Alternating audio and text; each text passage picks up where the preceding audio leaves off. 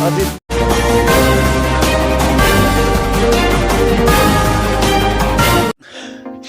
नमस्कार, हम सऊदीया में हैं। थाना कोठीभर के निवासी हैं हम। माननीय आदित्यनाथ जी से गुजारिश है कि हमारे बच्ची के साथ में रेप करने की कोशिश किया गया है, आंख फोड़ने की कोशिश किया गया है। 6-7 रोज से आज भर्ती है महाराजगंज मुख्यालय में। थाने पर से कोठीभर से कोई सुनवाई नहीं हो रहा है। आरोपी को बचाने की कोशिश किया जा रहा है, अभी तो कोई सुनवाई नहीं हुआ। माननीय आदित्यनाथ जी से, माननीय पंकज चौधरी से रिक्वेस्ट है कि कम से कम हमको इंसाफ मिले। हमारी बच्ची महाराजगंज मुख्यालय में भर्ती है। मीडिया वाले से गुजारिश है कि हमको इंसाफ दिलवाना है। और पुलिस जा रही है, कोठीभर थाना पर पुलिस जा रही है हमारी बच्ची के साथ। छोटी वाली घर पर बच्ची है, उसके साथ पड़ताड़ी किया जा रहा है, बार बार उसको परेशान किया जा रहा है। रिक्वेस्ट है माननीय सीएम साहब से, माननीय पंकज चौधरी से, माननीय मोदी जी से रिक्वेस्ट है कि हमको इंसाफ मिले। हम विदेश में, हमारे पास कोई दौड़ने वाला नहीं है। मेरी बीबी है, बच्ची के और लड़का लेके भर्ती है महाराजगंज मुख्यालय में। रिक्वेस्ट है मीडिया वाले से हाथ जोड़ के कि कम से कम हमको इंसाफ मिले। हम इस समय सऊदीया में, कोई पहचान बोलने वाला सुनने वाले हमारे घर पर कोई नहीं है।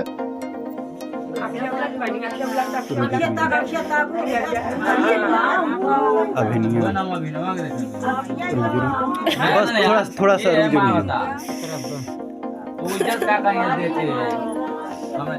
जय हिंद। मैं गांव वाले पत्रकार, इस समय जो है पारित किया गया है और वो लड़की खुद अपनी बयान बताएगी क्या उसके साथ घटना हुआ है।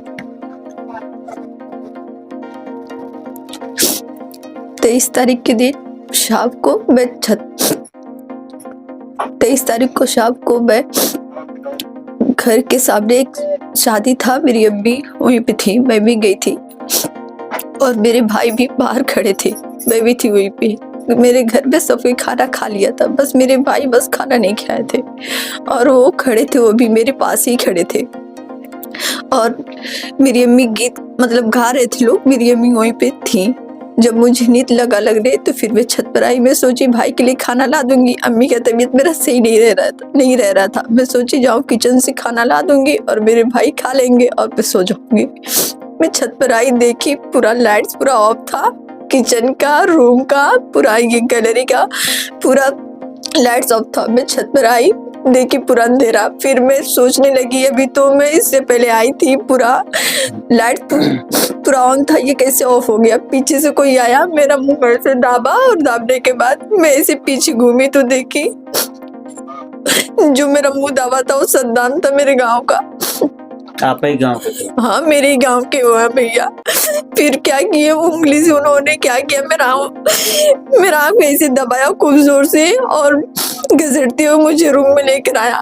कपड़ा धुल का पूरा इसी रूम में रखा हुआ था, दुपट्टे से एक गमछा था, उसी से क्या किया उन्होंने मेरा मुंह खूब जोर से बांध दिया, मुझे चिल्लाने नहीं दिया। फिर से मेरा क्या किया, मेरा हाथ दोनों पैर में बांध दिया, मेरा पैर भी बांध दिया खूब जोर से, मेरा गला खूब जोर से कस दिया और कसने के बाद बेल्ट से मुझे लगा मारने।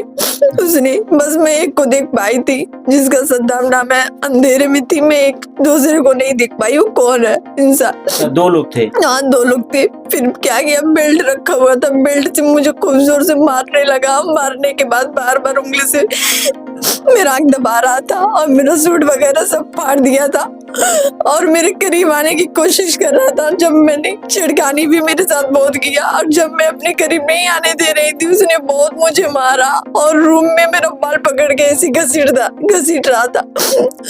तो क्या कि मैं पेन जो चला रही थी उसी रूम के नीचे, जिस रूम में मुझे मार रहा था उसी रूम के नीचे मेरी सिस्टर कपड़ा सिल रही थी, उसकी आवाज सुनी और क्या कि सीढ़ी के पास आई, सीढ़ी का भी दरवाजा उसने बंद कर दिया था, उस पे खड़खड़ाने लगी, मुझे बोली बाजी। उसका आवाज सुनकर क्या किया, भाग गया खिड़की के रास्ते और भागते समय मुझे बहुत ज्यादा धमकी वगैरह सब दे दिया था कि तुमने मेरा नाम लिया तो मैं तुम्हारी जिंदगी में खराब कर दूंगा, तुम्हारे घर के किसी आदमी को मैं नहीं छोड़ूंगा। और बहुत ज्यादा मुझे धमकी दिया, बहुत मुझे मार दिया था, गला खूब जोर से कसा था। उसकी वजह से मेरी आंख पूरी एकदम रेड हो गई है और क्या क्या उंगली से जो दबाया था ऐसा लग रहा मेरा आंख निकल जाएगा। और खिड़की के रास्ते उसने भग गया। किस रास्ते? खिड़की के रास्ते, हाँ खिड़की के रास्ते, उसमें ताला नहीं लगा था, उसी के रास्ते वो भग गया। तो मेरी सिस्टर खूब जोर से चिल्ला रही थी, फिर से दरवाजा वगैरह नहीं खुला तो गई दौड़ती हुई मेरी अम्मी को बुला के लेकर आई। सब गाँव में शोर हो गया, सब लोग आए, खिड़की पे लगे खड़खड़ाने लगे। किसी तरह दूसरे की छत के रास्ते मेरी बड़ी मम्मी का लड़का आया और आने के बाद सीढ़ी का दरवाजा खोला, फिर रूम के पास आए लोग, सब कोई मेरी अम्मी सब चिल्ला रहे बेटा तुम दरवाजा खोलो। लेकिन दरवाजा मैं कैसे खोलती, मेरा हाथ पैर सब बंधा हुआ था, मेरी मुंह से एक भी आवाज नहीं निकल रही थी। तब उसने क्या की, सब लोग बोले बेटा तुम जाओ खिड़की के रास्ते तुम दरवाजा खोलो। मेरी बड़ी मम्मी का लड़का आया, उसने लाइट्स ऑफ किया और करने के बाद दरवाजा खोला। सबको ये मेरी अम्मी आई, मुझे देखकर बेहोश हो गई। मेरी हालत देखकर मेरे भाई भी बेहोश हो गए। तो गांव के लोग थे, उसने मेरे पैर खोला, मुंह सब गला वगैरह सब खोले लोग। खोलने के बाद जब खोले लोग मेरे मुंह से ब्लड आने लगा, क्योंकि गला कसा था, बहुत ज्यादा ब्लड आने लगा और मेरा बीपी भी एकदम हाई हो गया था मेरा। तो गाँव वाले, मेरे भाई की भी तबीयत नहीं सही रह रही थी उस टाइम, मेरी अम्मी की भी नहीं। गाँव वाले लोग बोले लोग बेटा तुम जाओ इसको पहले इलाज कराओ। मेरे भाई क्या किए, चले गए इलाज कराने। उस टाइम मेरे गांव वाले सब लोग बोले थे अभी तुम इन्फॉर्म मत करो पुलिस को, पहले इसको ही तुम इलाज कराओ। फिर लेकर गए लोग, किसी तरह मेरा दवा हुआ और मैं कुछ नहीं बोल पा रही थी, गला कस दिए थे, सीने में एकदम दर्द था, पूरे बदन में एकदम जख्म था। तो दवा करा के आई, सो गई। गांव वाले सब इकट्ठे हो गए थे, बार बार मुझे एकदम दबा दे रहे थे, बेटा बताओ कौन है। मैं किसी का नाम नहीं ली थी, मैं उस टाइम किसी का भी नाम नहीं ली थी, क्योंकि मैं कुछ बोल ही नहीं पा रही थी। बेल्ट से मारा था, जहाँ जहाँ पूरा एकदम जख्म एकदम हो गया था, मेरे बाल पकड़ के घसीट रहा था मुझे। जब अब मैं अपने करीब नहीं आने दे रही थी तो पूरे मेरे समझ आई एकदम, पूरे में एकदम मैं कुछ नहीं बोल पा रही थी उस टाइम। मैं किसी तरह सोई, सोने के बाद सुबह में पुलिस आए, सुबह में इन्फॉर्म किए लोग पुलिस को। पुलिस आए, मुझसे पूछे तुम्हारे साथ क्या हुआ। मैं कुछ नहीं बोल पा रही थी, पूरे एकदम सीने में दर्द था, जब कुछ खांस रही थी एकदम मुंह के रास्ते एकदम ब्लड आ रहा था। फिर से पुलिस चले गए, कुछ नहीं बोले। बोले पुलिस ये बोले थे दो लोग, पहले तुम इसको एकदम अच्छे से इलाज कराओ। पूरे एकदम गांव में भीड़ था एकदम, किसी तरह मुझे सरकारी अस्पताल बोले, वो खुद बोले कि तुम इसको पहले सरकारी अस्पताल ले जाओ सिस्मा। मैं वहां गई तो उन्होंने मेरा हालत देखकर रेफर कर दिया, बोला तुम मुख्यालय लेकर जाओ। वहां मैं गई तो वहां मेरा किसी तरह इलाज चला। 23 तारीख को ये घटना हुआ है और आज कल मुझे वहां से डिस्चार्ज किए लोग वहां से। 1 हफ्ते तक मैं वहां पे एडमिट थी। 2 दिन के बाद वहां पे एक नर्स आई, बोली बेटा कि तुम इलाज करा लोगी फिर जाओगी पुलिस में, पुलिस तुम्हारा जांच पड़ताल करेंगे, तुम्हारी हालत पहले ये हालत देखकर उस अपराधी को पकड़ेंगे। मैं गई वहां पे, उन्होंने पूरे एक दिन के लिए छुट्टी दी थी, बोली तुम जाओ पहले मुलैया कराओ। वहां मैं सिस्मा आई मुलैया कराने, पुलिस भी मेरे साथ थे, मुलैया भी हुआ। होने के बाद मेरे भाई बोले कि मुलैया वाला कागज है जो फोटो, एक मुझे फोटो क्लिक करने दो। बार बार तहरीर जब बदल ले रहे लो तो इसका क्या भरोसा, मुलैया वाला भी कागज बदल ले लो। मेरे भाई क्या किए, बोले कि मुझे फोटो एक क्लिक करने दो। उन्होंने, एक महिला है, एक लेडीज की तकलीफ को तो समझनी चाहिए, उन्होंने क्या किया, फोटो नहीं क्लिक करने दिया। फिर से मैं आई, मुलैया हुआ, फिर से बोले, एक पुलिस थे, बोल रहा है कि तुम अपना बयान बताओ। उस टाइम भी मेरे मुंह से आवाज नहीं निकल रहा था, किसी तरह मैं अपना पूरा बयान बताई। उन्होंने कहा बेटा तुम टेंशन मत लो, वो अपराधी है, झेल जाएगा। मैं बोली कब तक जाएगा, तो बोला कल तक चला जाएगा, बस तुम कल सुबह किसी तरह आ जाना, एक सिग्नेचर करना है। मैं बोली ठीक है। सुबह में फिर मैं अपनी नानी के घर चली गई थी, अस्पताल में पूरी 1 दिन के लिए छुट्टी की गई थी, घर नहीं आई मैं।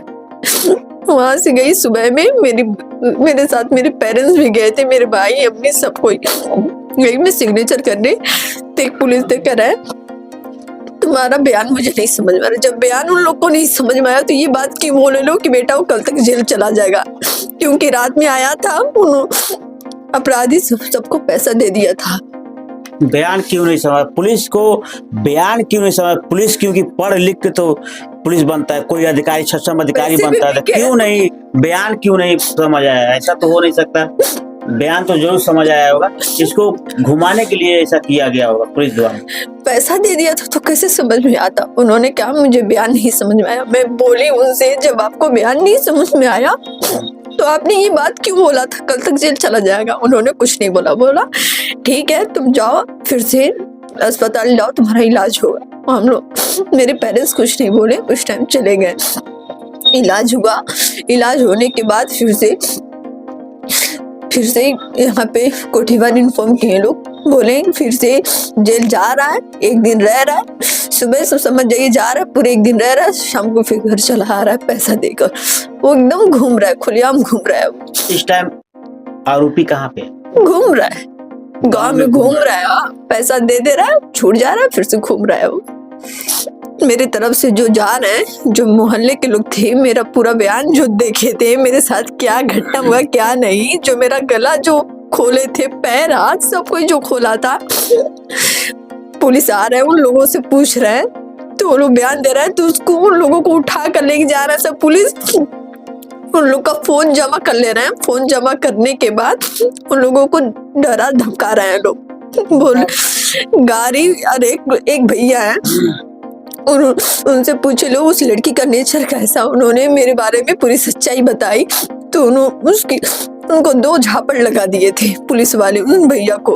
और एक बगल में एक फूफा है, उनको क्या किए थे, फोन जमा कर लिए थे और बहुत ज्यादा डराया धमकाया कि बताओ उस लड़की के साथ क्या हुआ था। उन्होंने कहा कि जो देखे थे, जो सच्चाई बताए, उनको भी डराया धमकाया, फिर गाली भी दे दिए थे पुलिस वाले। पूरे एक दिन वो पूरे जेल में बैठे थे जो बयान देने गए थे मेरी तरफ से। एक दिन पुलिस बैठाई थी? हाँ, एक दिन, पूरे दिन। तो अब अभी तक पुलिस क्या कार्रवाई कर रही है? पुलिस कुछ नहीं कार्रवाई कर रही है, पैसा दे रहा है। योगी आदित्यनाथ से क्या कहना चाहते हैं? मैं योगी आदित्यनाथ से मैं कहना चाहती हूँ, पंकज चौधरी से हाथ जोड़ के मैं कहना चाहती हूँ, मुझे कुछ नहीं चाहिए, बस मुझे इंसाफ चाहिए। बताइए जब मेरे साथ ऐसा हो रहा है। योगी का कहना यह है माफिया या गुंडा जो भी हो यूपी से खत्म हो रहा है। कैसे खत्म हो रहा है? मोहल्ले में नहीं खत्म हो रहा है, नहीं खत्म हो रहा है। बताइए जब ऐसा ही होगा तो मेरे घर वाले, मैं आगे चल के मैं पढ़ना चाहती हूँ, जब ऐसा होगा तो मेरे घर वाले मुझे पढ़ने कैसे देंगे? जब मैं घर में सुरक्षित नहीं हूँ तो रास्ते में कैसे मैं सुरक्षित रहूंगी? चलिए इनकी मम्मी है, इनसे भी बात कर लेते हैं। आपकी लड़की के साथ हमारे लड़कनी के संग है, घर ही में घटना हो गई बा। किस घर में? इसी घर में जो घर में आप बयान दे रही हैं? यही घर में जहाँ बयान देता नहीं, यही घटना घटल बा। हमार बेटी का हम रहल नहीं बानी, हम बगल में शादी होता भइल बा, शगुन उठल बा, गीत होता, वही हम बगल में बानी। मैं हमार लड़की गोली बिया केवाई धमधमौले बिया, हमार लड़कनी गोल कहती हमारे बाजी की घटना घट गई, धौले आईनी हम केवाई धमधमौनी नहीं खोला ना, इजहार में भसुरे का लड़का इजहार आना हमें गए ना, खिड़की खोला ना हमें केवाड़ी तो देखा तनी बल्ब बुता के हमार लड़कनी के घटना घट गई बा। हमका कोई से सुनवाई नहीं क्या होता, आने महाराजगंज से सुनवाई होता, आने कोठीबाड़ से सुनवाई होता। हमार मालिक परदेश बना, हमार बेटा एगो बाटे, हमार बेटा के केहू सुनवाई नहीं क्या होता, केहू बुझवैया नहीं खे। हम इंसाफ जो होता नहीं। योगी मोदी से क्या कहना चाहते हैं? हम इंसाफ मांगता नहीं, जा जेल में। आप चाहते हैं हमारी बेटी के साथ जो भी गलत किया है वो जाए जेल? हाँ। तो क्या आरोपी कहाँ है? घटना जो किया है, पारित किया है, वो कहाँ है इस समय? घर पर। क्या जेल में नहीं है? नहीं।